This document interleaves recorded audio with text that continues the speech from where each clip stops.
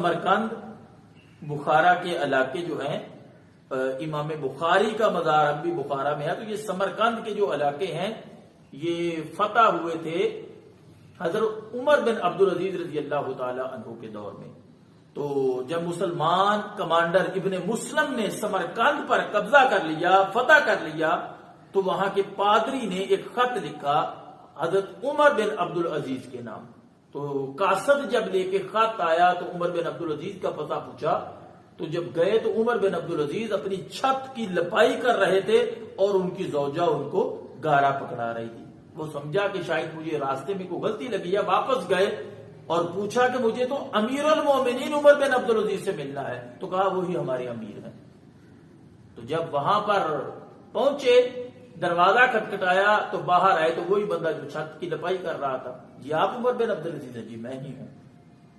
تو اس قاصد نے پادری کا خط دیا، خط پڑھا تو خط عمر بن عبدالعزیز کے نام تھا۔ مسئلہ کیا ہے کہ آپ کی فوجوں نے ہم پر حملہ کیا ہے اور ہمارے علاقے کو فتح کر لیا ہے، لیکن انہوں نے غلطی یہ کی ہے کہ آپ کے نبی صلی اللہ علیہ وسلم کی تعلیمات یہ ہیں کہ جب کسی علاقے کو فتح کیا جائے گا تو پہلے علاقے میں جنگ کی جائے گی، تو پہلے انہیں ایمان کی دعوت دی جائے گی۔ اگر کوئی ایمان قبول نہ کرے تو پھر ان سے جزیہ یعنی ٹیکس لیا جائے گا، اگر وہ اس پر بھی آمادہ نہ ہو تو پھر جنگ کی جائے گی۔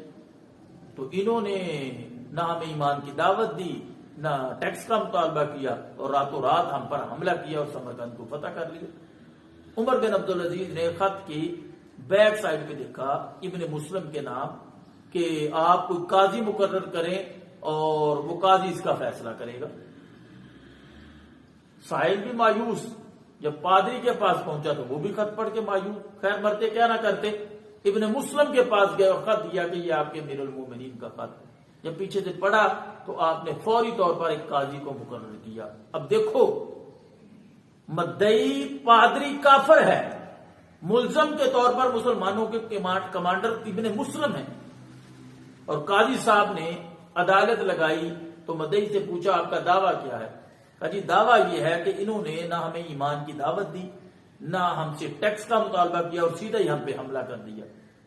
ابن مسلم سے پوچھا تو انہوں نے کہا جی بالکل اسی طرح کیا۔ کیوں اس طرح کیا؟ ہمارے نبی علیہ السلام کی اور مسلمانوں کی تعلیم تو یہی نہیں ہے، نہ طریقہ ہے۔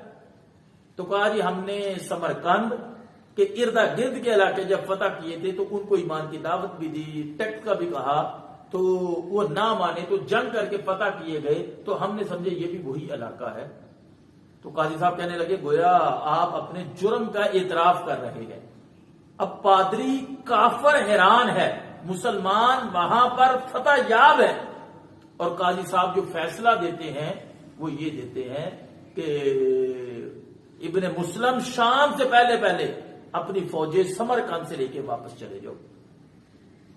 اب وہ جو پہلے مایوس تھے کہ ان کے امیر المومنین نے یہ کیسا جواب دیا، اور قاضی کیا کرے گا، یا کوئی کمانڈر بھی اپنے خلاف کو قاضی کو مقرر کرے گا، وہ حیران کہ یہ اپنے نبی علیہ الصلوۃ والسلام کی تعلیم سے اتنی محبت کرتے ہیں۔ یہ عدل کا نظام تھا مسلمانوں کا، یہ سچ تھا، یہ رواداری تھی، یہ عہد وفا تھا، یہ تعلیمات پر عمل تھا کہ فتح یاب علاقے کو واپس چھوڑ دیا۔